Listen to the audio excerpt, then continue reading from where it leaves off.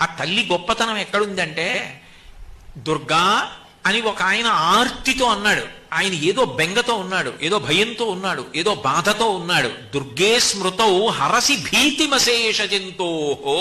ఎవరో ఒకరికి కాదుట, అశేష ఎన్ని కోటాను కోట్ల మంది అయినా కానివ్వండి, నమ్మి దుర్గా అమ్మా అన్నాడు అనుకోండి, అలా అన్నటువంటి వాళ్ళు ఎన్ని కోటాను కోట్ల మంది అయినా సరే వాళ్ళ యొక్క భీతిని, భయాన్ని ఆమె తీసేస్తుందిట.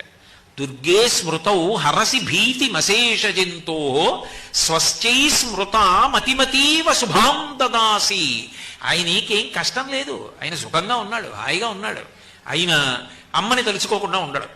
అందుకని ప్రతిరోజు అవకాశం ఉన్నప్పుడల్లా అమ్మా దుర్గా దుర్గా దుర్గా అంటూ ఉంటాడు.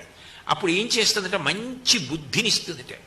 ఇవ్వడమే కాదు, ఆయన కీర్తివంతుడు కావడానికి ఆయన యందు అట్లా ఆలోచన దొంతరులుగా ఎన్నో మంచి శుభ సంకల్పములు చేయించి వాటిని కార్యములుగా మార్చగలిగిన దక్షతనిచ్చి ఇన్ని చేసిన వాడన్న కీర్తిని కట్టబెట్టి యశస్విని అవుతుంది.